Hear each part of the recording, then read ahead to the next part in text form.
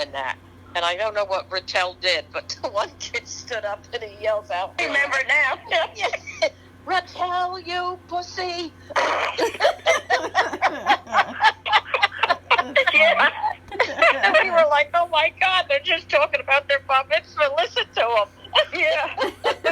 And didn't they say something about his nose? Some kind of big nose? Yeah, oh God. The funniest things that you remember that stick with you, isn't it? Yeah, New York fans were brutal.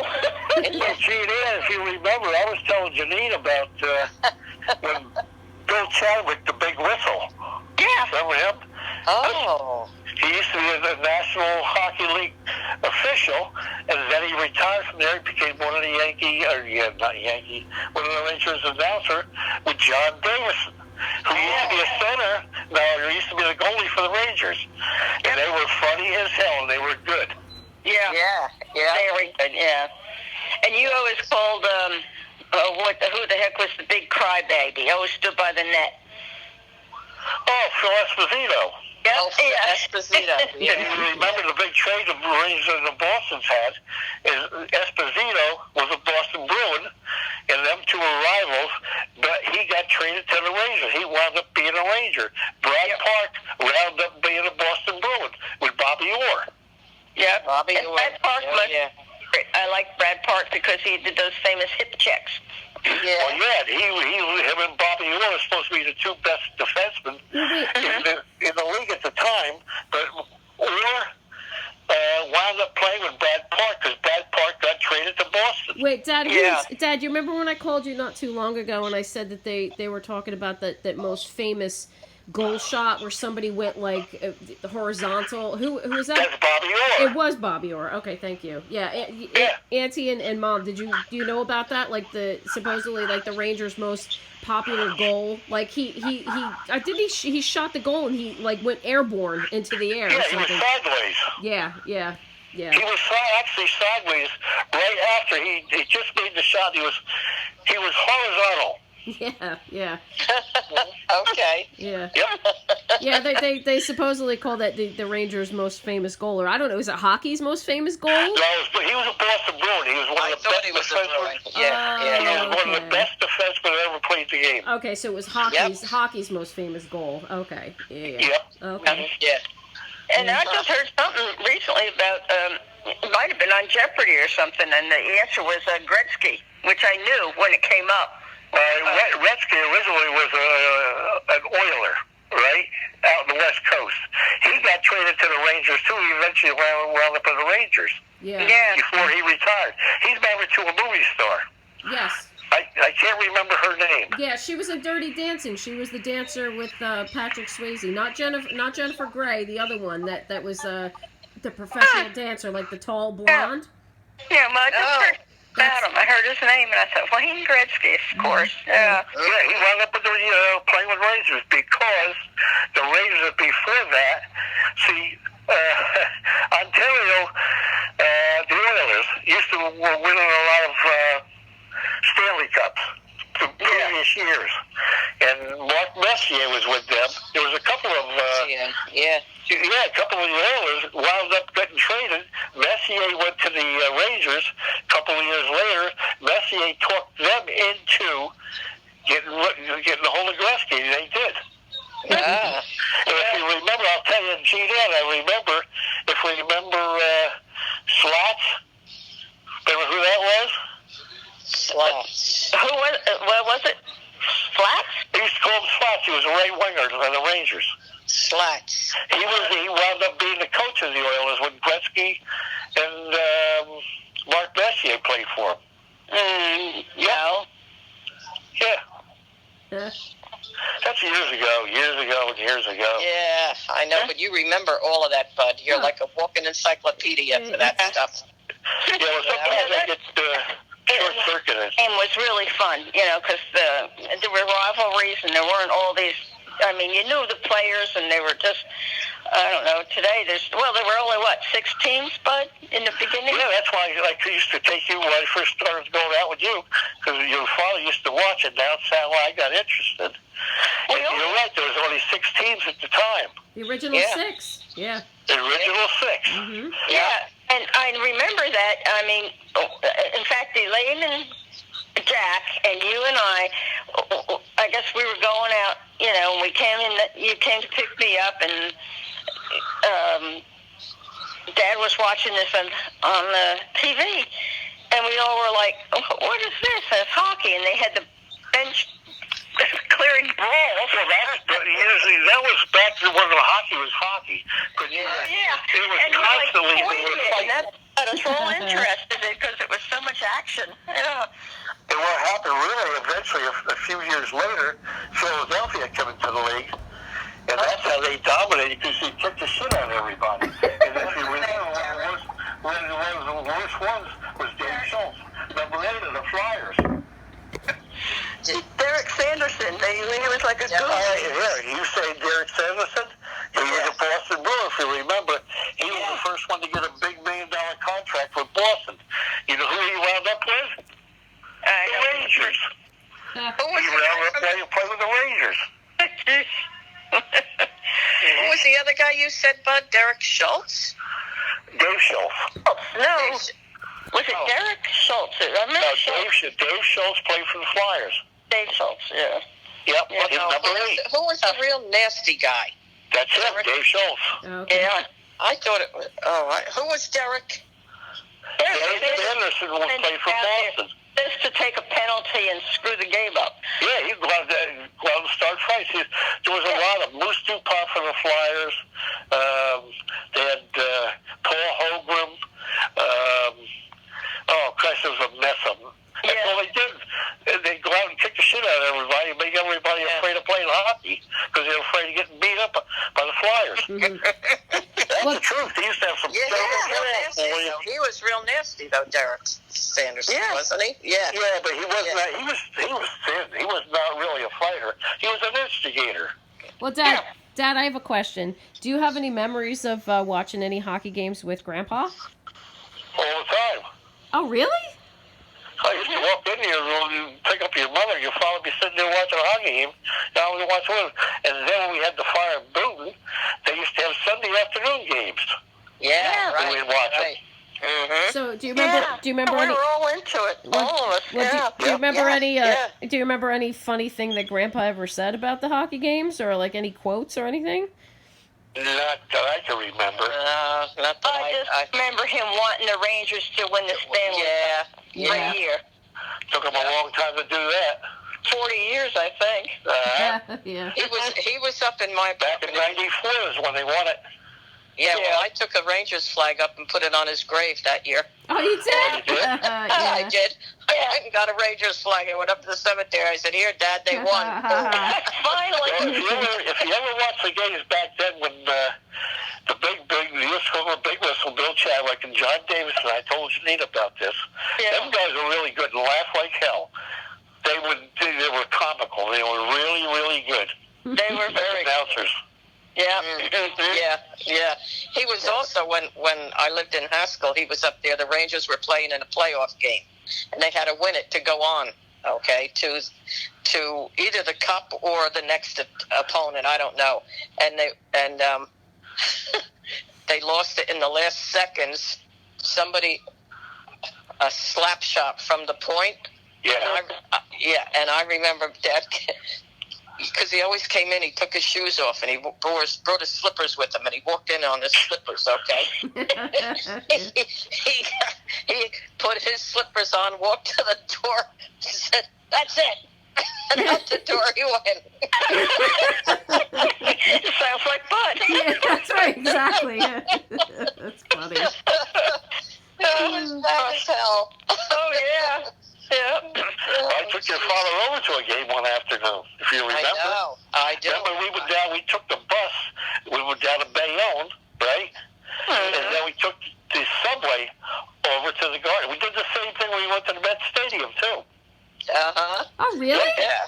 Was it just, was it just you and him, or who else was there? Who went? Just me and your father. Yeah. Really? Yeah, he loved doing that stuff, you know. Yep. Yep. He also liked boxing. Dad was a big boxing fan. Yeah. You know? Yep. Mm-hmm.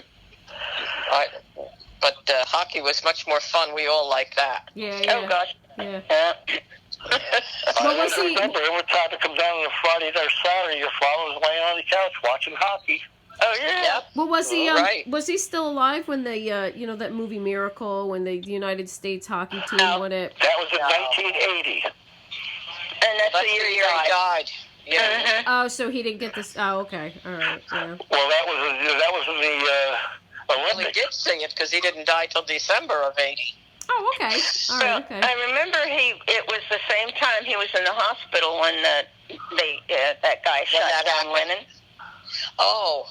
And he said, that SOB or something, you know. Yeah. And it was the same time frame. And, but I don't know if he saw the Miracle on Ice, the Olympics. I don't know either. If it was earlier in the year, he may have. No, they didn't have the Miracle not until after December is when they have it in early winter. Okay. Right, because it was been maybe. Well, it was the Winter Olympics. Yeah. Yeah. Mm-hmm. And that's after December. Oh, okay. Yeah, he missed that. So maybe it was in '81, Bud. 80 is when they won the Olympics. 1980. Yeah. They beat Boston. All right, then he saw that because he didn't die till December of '80. Okay. Right. So what made Grandpa like hockey so much? I mean, he's from Because your England. father was originally, when he came over here, was up in Minnesota.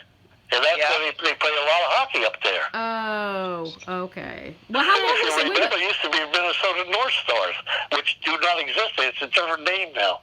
Well, wait. Oh, yeah. So how long did he live in Minnesota for? Oh, I don't know, but I remember him telling me when he used to run booze from Canada down to Minnesota. You remember that? Yep. Yes, Bud. I remember him telling me. Mm-hmm. Yeah, he did. He was a bootlegger? Yes. Sure was. Mm-hmm. How long did he do that for? At night across the goddamn river or something. Jeez. Yeah, And the one guy that I think Jack knows the name of the gangster. I don't know if it was Lucky Luciano or what the hell his name was. Jack remembers the name of the guy that he paid him $100 to make a run.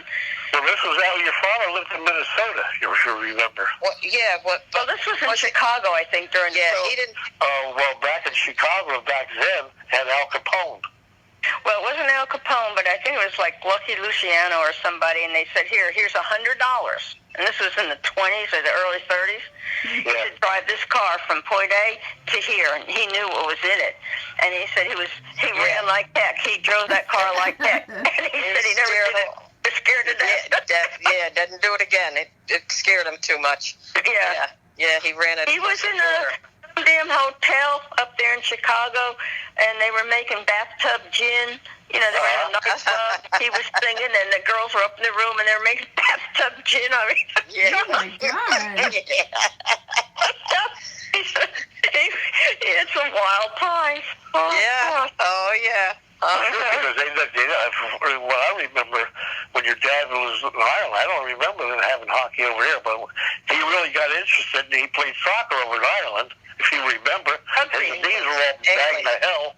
Yeah, England. Rugby. He played rugby. Yeah. I remember his knees were big knots on him.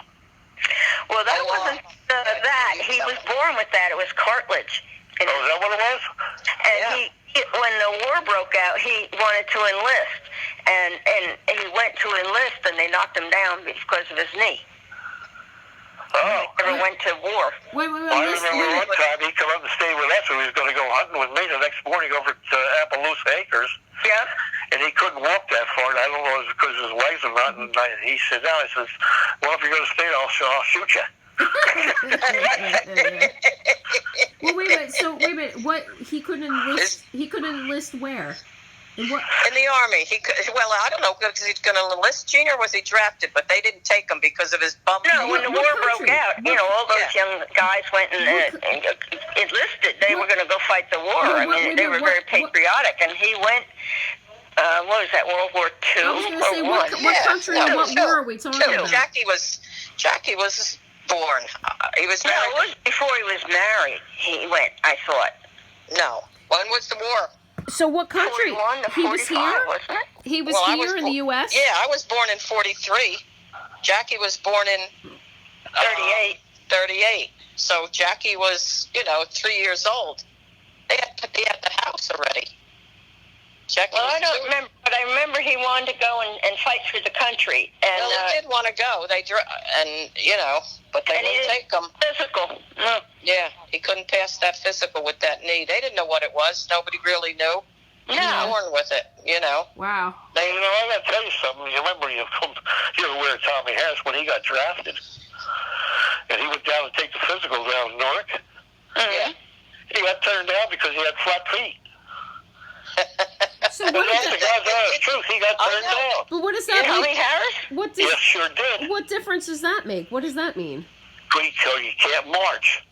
Can't march. You wouldn't be good if in long, No. But he only had one kidney, too. All right. Really? Did you know that? No, I didn't know that. I remember that. I don't know how old he was or young he was when he only had one kidney. I'll be damned. Yeah.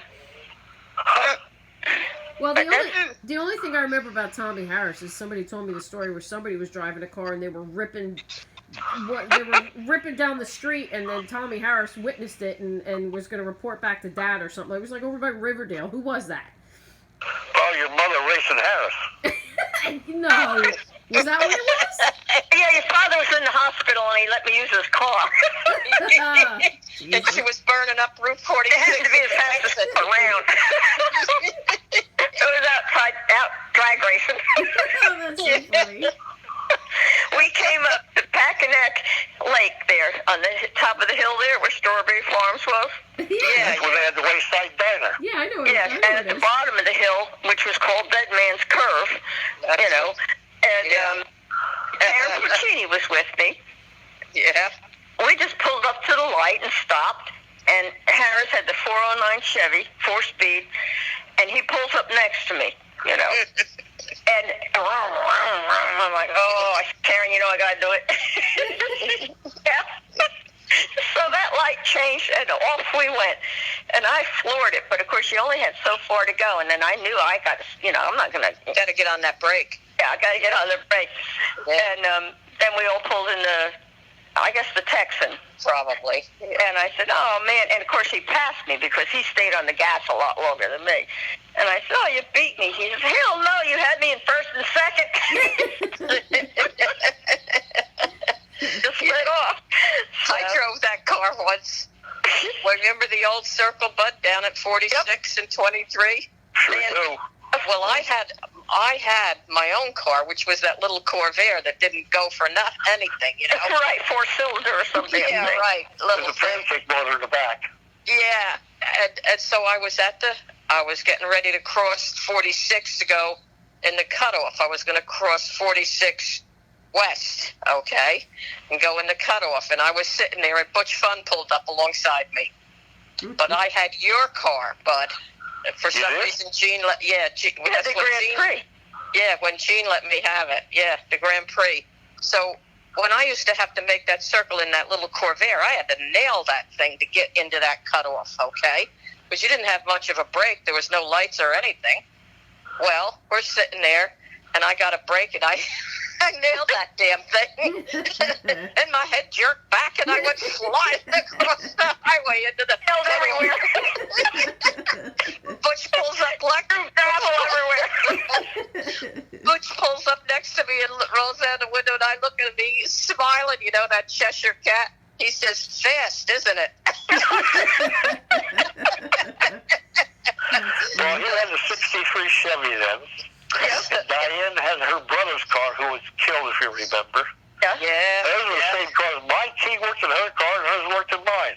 Yep. Oh, gosh. Uh-huh. Oh, yeah. Well, wait. I want to hear the story again about Dad, like you and Uncle Jack, like you were. I forget what car you were driving, but you were Were you on milk crates or something like that? And you took him for a ride and like you spun out. Oh, we lived in Boonton.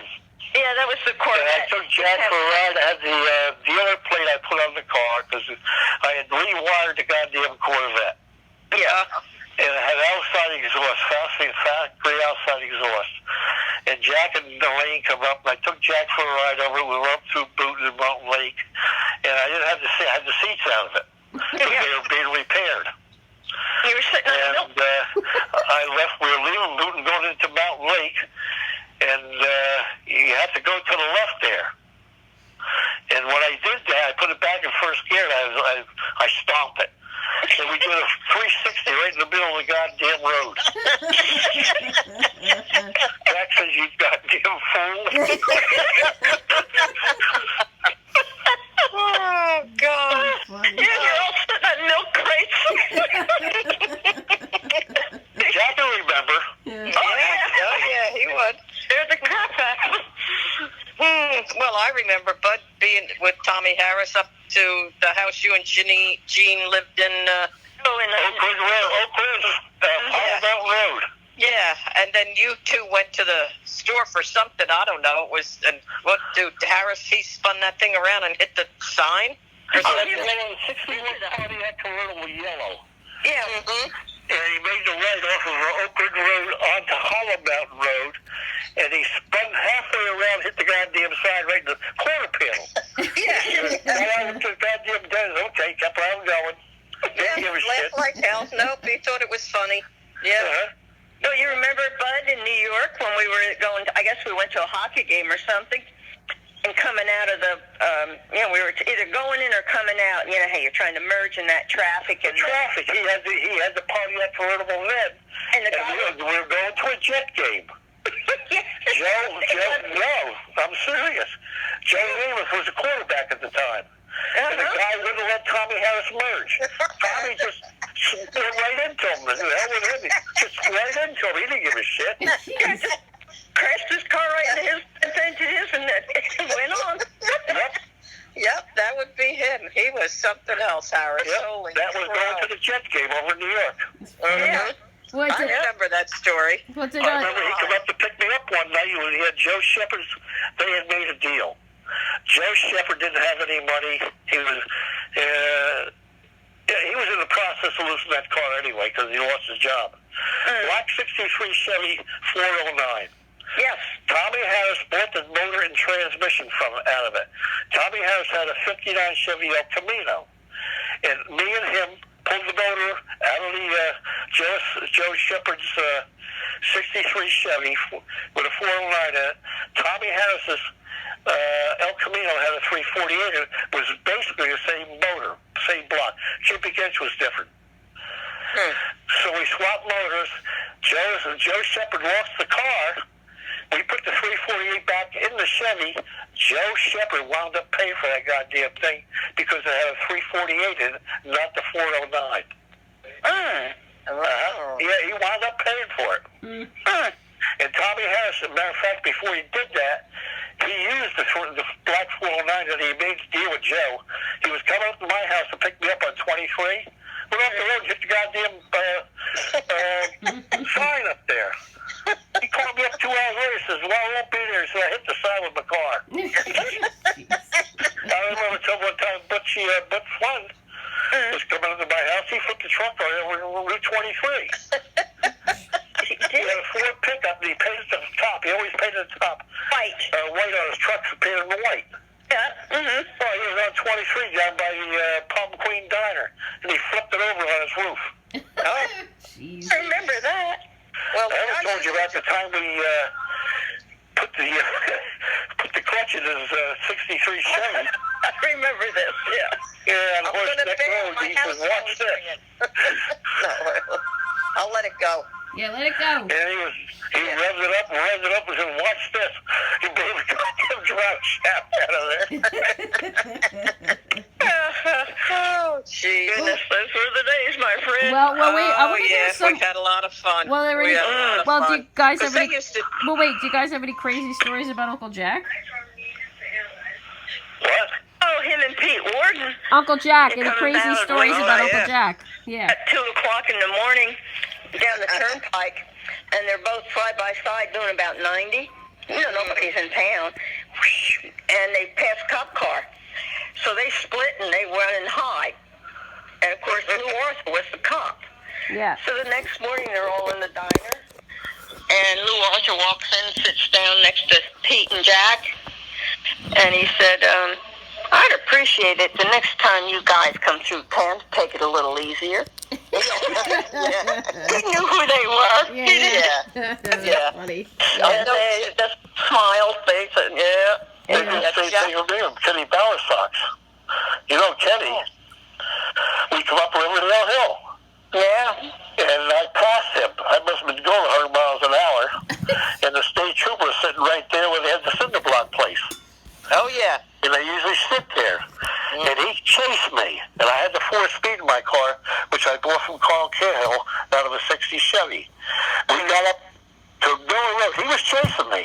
I pulled over on the right-hand side by Suntail Lake, went right up the goddamn the shoulder, and I made a right onto Miller's Lane there, and I got a complete 60 right in the goddamn road. Spun it right around. And I kept on going.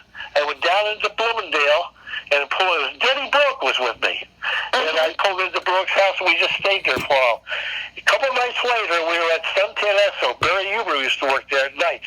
We used to go in there and change the rear, do this, do that, do this. And the car was sitting there. He pulls in, and he says, if I ever catch that kid chasing, I'm going to shove 5 tickets right up his ass. That's exactly what he said. It was me. Yep, it was you. I remember Jackie also in town. It was Joe LaPlaca, the cop. Jack saw Joe, and so Jack shut his headlights off and made a turn. He knew that would draw Joe out, okay? Thinking, what's that guy up to? He didn't realize who it was. And then Jack was driving all around, turning into different streets with his lights out. Then he'd turn them on, then he'd turn them out, and he'd go all over. Finally, Joe caught him. He said, you little son of a bitch. It's funny, back in the day, you could do stuff. Yeah, you could do that. It was fun, you know? Yeah, back then. You know where the old police station was, where the post office was, down past Dunkelman's on the other side? Yeah. Well, I forget who was chief at the time. He's in there. He's got his feet up on the desk, and he's snoozing. Back then, I don't know who he was with. He had cherry bomb. I believe it. Oh, my God. Well, one time, we were at the dance Friday night, not in Pequannock, up in Pompton Plains, next to the Village Inn, the Legion there. Yeah. And it had snowed. There was a lot of snow on the ground and everything. And Bill Gay and Lou Arthur, you know, they would get out and go rolling around they'd stroll through the dance just to see what was going on, right? And they each got out and left the doors open. Janet looks at me, she says, let's throw some snow in there. So we threw snow all over the front seat. We made snowballs, and then they come out, and we started throwing snowballs at them, and they ran and jumped in the car, shut the door, and the next thing you know, they were up off the seat. They had to go home and get new pants. And a wet ass. And how about the time down there by the boulevard, you and Janet went and drug the damn sign out in the middle of the boulevard? Yeah, that was the four of it was me, Ruth Ann, Janet Bauer, and man, we put but how they used to have the signs there, the heavy metal ones, and it would swing back and forth, you know, like.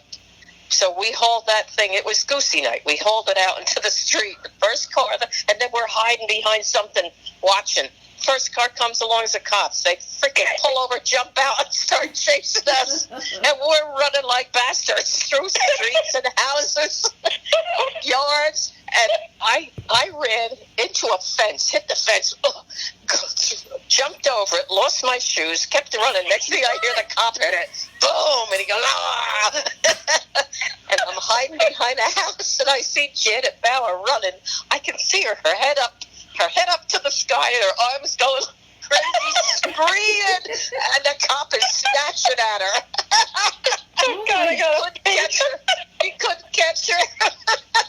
Holy God. But Janet got me in a lot of trouble. Oh, yeah, I know. We were okay. That's funny. Well, let us astray. Well, yeah, another girl drunk all. I didn't realize you were such a wild child, Auntie. Jeez. Oh, yeah. Well, wait a minute. Dad, who did you know first, Aunt Noreen or Mom? How did you... Oh, your mother. We used to sit there, right there in town. What the hell's the name of the place? Marcos Market. Marcos, right? Oh, We used to sit right there and watch people go by and stuff. And your mother pulled in one night with Karen Pacini. Oh, Yeah. okay. Oh, yeah. And then another couple of times she pulled in with Diane. This is after her brother got killed. She had the Pontiac convertible, right? But it was your mother I met first. Oh, okay. No, So, no. Auntie, Diane? No, it was Karen was dating Joe Shepard at the time. Yeah, right. And we had met, and she said, "You want to go out? You want a blind date with Joe's friend?" She said, Where? "His name's Bud. He's a nice guy. Got crazy eyes." Right. And I said, Crazy eyes, wild "Okay." eyes. And then first date, we went into the drive-in movie, and I fell asleep. We were in the back. Rubbing all over me. Hey, you know Diane Marks are going to have drive-in movies? yeah. Did you hear that? What? The Walmarts are going to have drive-in movies. Saw that? Yeah, sure did. Yeah, that'd be great. That'd be great. But that was so funny. I was so embarrassed. I said, "Oh my gosh, I'll never see this guy again." Well, Never see that guy. wait, I want to hear more. Yep. Auntie, did you ever hear of Dad's reputation through town? No, because he I was a butler.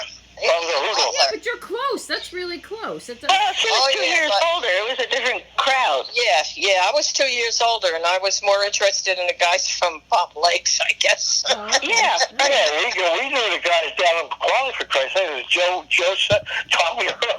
We knew them guys.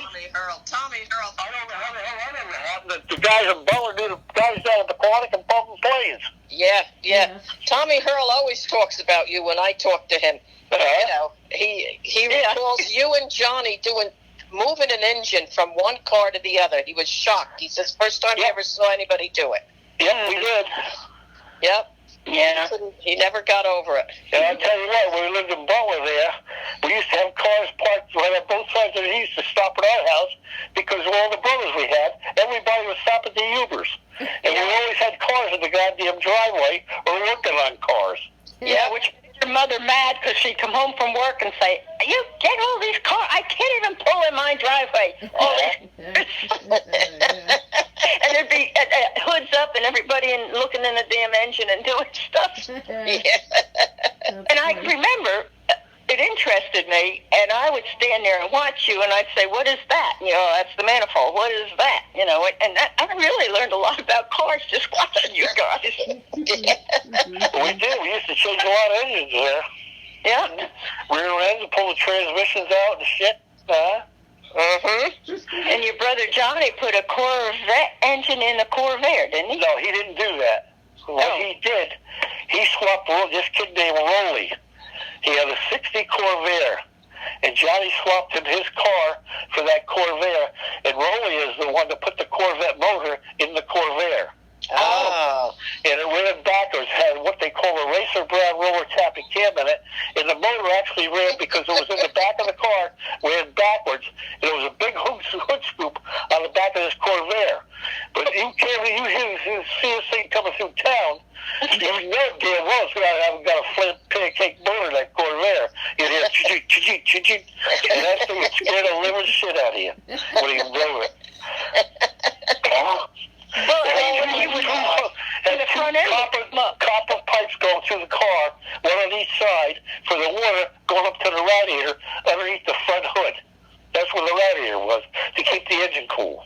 Yep. That thing scared the living shit out of you when you rode in it. Yeah. Uh-huh. Oh, yeah. Oh, No, Johnny didn't put that motor in. Matter of fact, they lived over on Manning Avenue, right at the bottom of the hill, left-hand side upstairs, when he had that Corvair. Yeah. Tommy Harris lived right up the street. Yep. He was going out with Honey at one time. Yeah. Yeah, I'm serious. They lived right there together. Well, right across the street. Yeah. Yeah. Oh, yeah. What a character. What a guy. Charlie was right there, my brother Charlie. He was right up on the corner. Was Johnny there? Charlie was there. Tommy Harris was there. What a They were all there. guy, Gene. Yeah. Jeez. But everybody knew everybody. Yeah. Butler, Yes. Quantic, having 5 guys over watch you one night. What? I had the one guy in my goddamn back of my car. I was beating his head on the trunk. What? Yeah. Well, I thought Chops just sit there and didn't do shit. I thought that was in Ponton Lakes when you were coming through. No. Pulled your car. That was a Haskell. Oh, well, all right. So he called your car a pig, and you slammed on That's the brake. right. And If you remember, one night we were down at the Who bar called with your Tommy car a Harris, pig? me and you. mm-hmm. He was sitting at the bar, and he made a crack at you. I don't remember. Remember? You had blonde hair. Who did that? Who were you The talking guy about? beat up in Quantick, Haskell. What was Mhm. his name? I don't remember. He was one of the guys who were the goddamn. They were sitting in Haskell on the wall there. We went through, and Chop says he just called your car back and turned around and went right back at him. I wanted to knock the one guy right over the wall. I did. I shit you not. I know that. I have no doubt. Yeah, I think we pretty much all got that. Yeah. Well, I remember, you were in Chops's house, his mother's house, when he lived there, Oh. and there was a counter, like we had in Phillipsburg, there's stools on each side or something, and he cursed at his mother, and you punched him and broke your hand hitting him. I broke my hand, knocked him over the chair, and all actually, he went hit the chair and went over the top of the chair. He was giving his mother hell. Yelling at his mother and shit. Yeah, don't you touch your mother? I'm like, pow. God. Chops was an asshole. Oh, he wasn't all there. He was Yeah. weird. Wait. You didn't finish the story about the guy taking a crack at Mom. Yeah, I don't remember that at all. I went up to him and I said, I forget his name. I said, that's my wife right there. You got something to say about it. You got something to say about it? We can step outside. Jesus. I don't remember that at all. It was Tommy Harris and me. I don't know whether he was with Karen Young. Where? Oh, yes. There was a bar down the street in Warmdale. Where Ed's was it? place. It was Ed's place. They called it Ed's bar. Oh, I don't remember that. Huh. Yep, I do. So what did the guy say? He had nothing to say, did he, bud? Nope, not a damn thing. I think he remembered me from Haskell. I didn't know any of the guys from Haskell. I didn't know. I did. The Joey Snore, Bobby Snore. Yeah. Joe Asenzo and his brother Pete and Bobby. Yeah. I know the name Joe Asenzo, but I must know it from you guys. Yeah. You know? Yeah, well, him and Johnny used to hang around a lot together, too. Yeah. And there was the 3 tons of funds. Joe was heavy. Yeah. And his brother Bobby and Pete, Carissa, they were big, fat, heavy. Mm-hmm. And they were Haskell. Joey Snore, Bobby Snore, Haskell. Yeah. Yeah. We got to know them. Yeah. Plus, we got to know everybody outside of town. Yeah. Well, and too, everybody always went to the Texan, or, Hamburger. Yeah. So, I mean, everybody got to know everybody. I remember Karen almost mixing it up with some girl in the bathroom in the Texan. Christ, her arms were flailing and everything. I thought Karen was going to knock her out. I think it was probably Miller, whatever her name was. Yeah. What the heck? What did they get into it over? Oh, man. Karen was ranting and raving and her arms were flailing. I thought, oh, boy, here we go. We were coming down the turnpike right around by in front of Holy Spirit Church. Yeah. And Karen said, oh, here she comes. And she played chicken with her. She swerved into her lane. Oh. And the girl and said she said to her, we met her in the Texan, she cussed her out about doing that. And I don't remember what Karen said about something about, you and my Aunt Tilly, I forget what she said to her was Aunt Tilly. I thought, where'd she come up with that? That's an old expression. Yeah, My my Aunt Aunt Tilly. Oh, God. Oh, God. That's funny. Oh, God. We were 17, 18. Oh, yeah. Mm-hmm. Yeah. Well, they used to drag race right from the Jackson Avenue Circle. At that time, it was a circle. Right down to the Triangle Hop Brow. Triangle Flats. Plain Flats. Yeah. Yeah, and somebody be up there. God, they'd be out there. Somebody would drop a flag and they go flying down those 2 lanes. Because that was a good straightaway for a good Yes, distance. that's right. That's right. Mhm. Yep. They used to drag out there all the time. Well, a lot of times we used to either Texas, we either go out of 46 or we go up to the flats, Palm Plain Flats. Yep. Mm-hmm. Yep. Race anybody. Come on, you want to run it? Yeah. Yep. Well, you'd all be sitting in there, and somebody come through the parking lot. Yeah. They were looking for a race. Everybody else, and someone would rev their engine, and those 2 would leave, and the whole parking lot would empty out and follow them. Yeah, that's right. That's right. Jesus, Janet's mother raced somebody down that flat one time. She got in her car. Yeah. Janet's mother was wild. She didn't come by it strangely. Let me tell you. Well, you don't remember, but going back years ago, right there at Jackson Avenue, they used to have the golf station right there. Yes, I do remember that. You used to work there? Frank Wizard. Frank, did he? Oh, did he? He used to pump gas there. We used to stop there sometimes. What the hell was the name of that? Oh, I remember that. I remember that gas station. It was a golf station. And I remember, isn't that the station where somebody was changing a tire, took the tire off the rim, it blew up and killed him? Blew up? Oh, I don't know that. Yeah. I remember that. Yeah. Oh, yeah, I do. Jack will remember that. Ask Jack about that. Gene. Yeah. Pulling the tire off a rim. And it, Oh my God. blew off. There used to be a lot of racers down at Palm Plain Flat. Oh, yeah. And we used to have Barry, Ronnie, and Terry from Riverdale, the 3 brothers. Remember? Yeah, No, right. I don't remember that.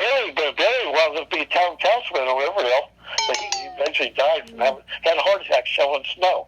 Oh. And then they had What was her Huber's name? place right over there in, What was their name from Riverdale? Huber. Oh. Barry, Ronnie, and Terry. Oh, they were your relatives, cousins, or just the same name? I don't know how they were connected. I really don't. Okay. But we got along real good. Because Barry used to work at the Esso, Suntan Esso at night. And we used to go in there and get our cars. We would work on our cars there. And then Barry used to be sports manager over at Atkins Chevrolet at Palm Lakes. Ah. That's how I bought one of the motors. He got it through a discount for us. One of the Corvette motors.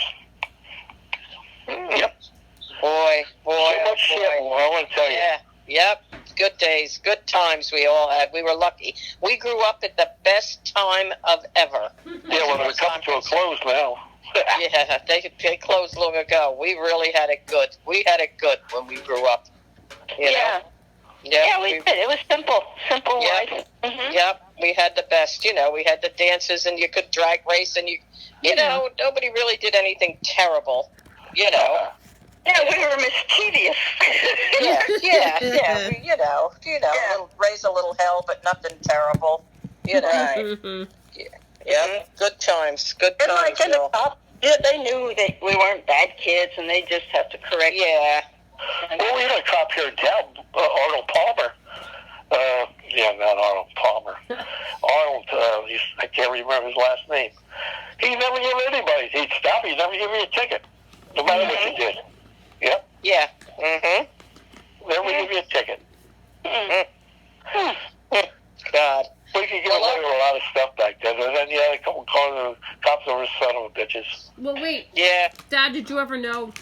Well, no, because Uncle Frank. When did Uncle Frank become a cop? What year? 69 in Wayne. Oh, right. So that's way past. We didn't bother much with the Wayne guys. We didn't like them. Yeah. No, but I'll tell you what, I knew, what the hell's his name, Ron Gator. I knew Ron Gator back then. Oh, you did know him back then? Sure did. Ron remembers me. When I started working down at the PAL. I remember he Ron. remembers you. I just saw Ronnie. I just saw him a few months ago. Yep. Actually took a picture with him. I got to show you sometime. He looks He's great. retired. Got to be retired. Oh yeah, long. Yeah, he looks great. You should see him. He looks great. Nice guy, real nice guy, Ronnie. Yes, Ron's a nice guy. Yeah. Next time I see you, I'll show you that picture. I took it of him with him. Yeah. But he remembers me when in the younger days. Oh, I didn't know Frank Rizzo that well, but I knew Frank. Mm. He had a 55 Chevy. I didn't know Frank Rizzo, but I knew Diane, because she used to come to the dances in Pequannock. Yeah. She was a beautiful little girl, let me tell you.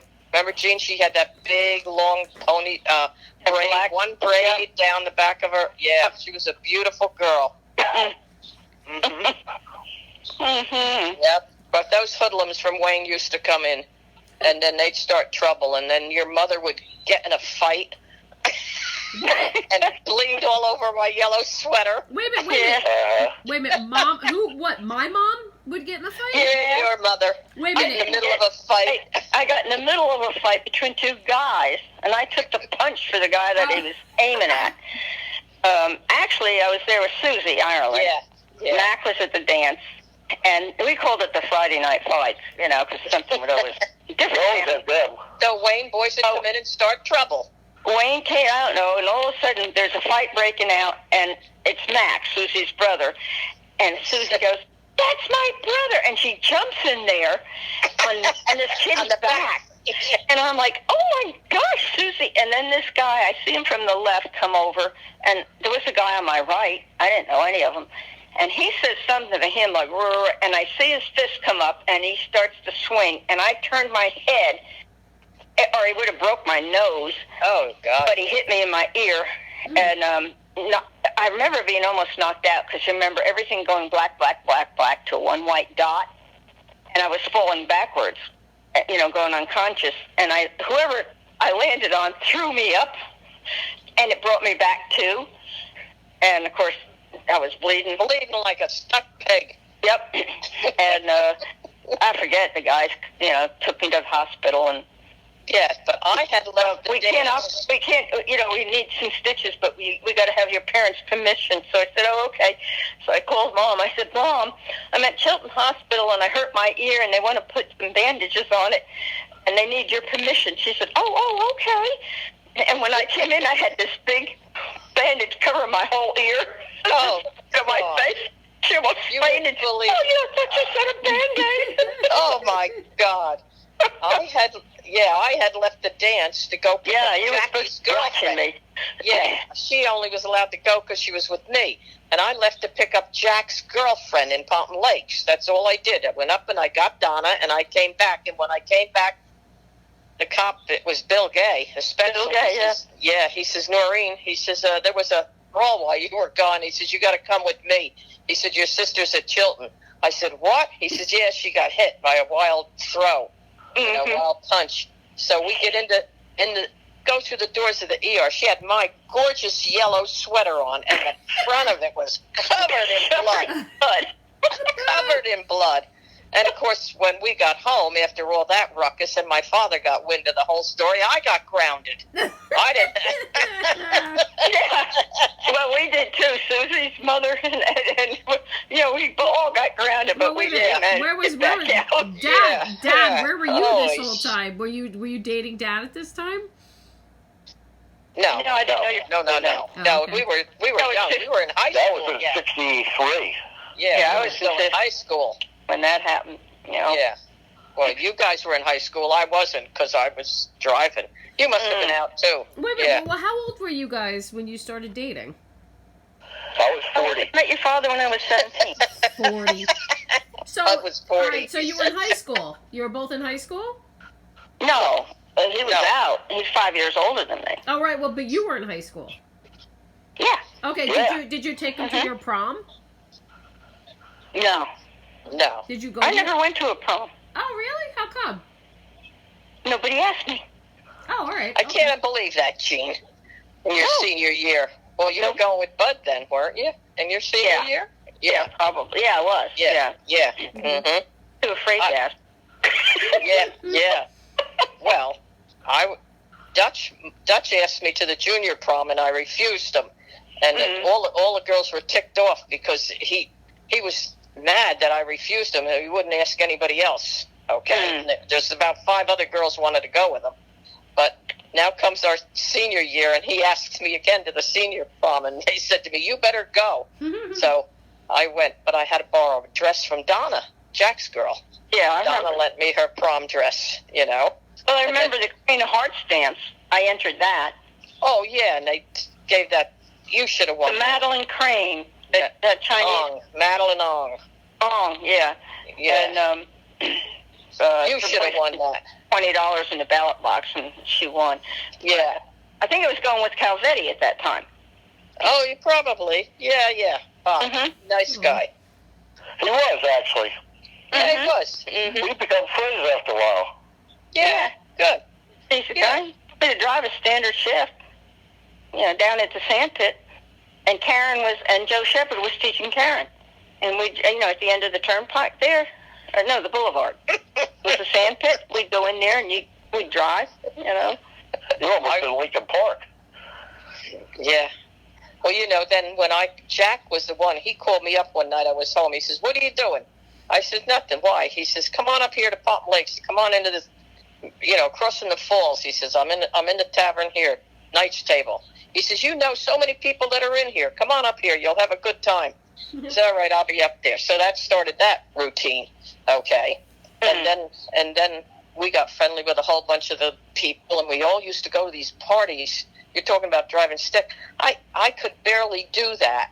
And part of my problem was being so short. Legs were so short, I couldn't get the goddamn clutch all the way in. Okay? So I remember being at Eddie Lubis's. We always had big parties there, and I left my car at the Knight's Table, rode over there with Puccini, and of course now we're going to leave. It's 3:00 in the morning, and he's crocked. So he gets in the passenger seat. He's drunk as a scoop.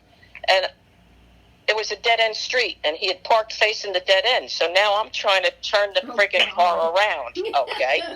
It's back and forth about 10 times now, and I can't, it's stalling every time because I can't do it. So I get pissed off finally. It's like getting daybreak almost. So the car's sideways in the road, and I get out, and I leave him there, and I walk over to the Knight's Table, get my own car, and go home. And he's awakened in the morning by the people that were beyond him to the dead end that could not get out of the street because he was sideways in the street. He had no idea how the hell he got there. Oh my God, that's so funny. Jesus. Ugly thing in here. Get out of here. Yeah, good old days, I'll tell you. Oh, yeah. Fun. Lots of Come fun. on in here. So, all right, you guys. Yep. Have a good night. Fun. That was reminiscing. fun. Yes. Good for Nice laugh. talking to you, bud. Nice Right. talking to you. Take care of yourself. Okay. All righty. Take it easy. Bye. All right. Bye. Night, y'all. Bye.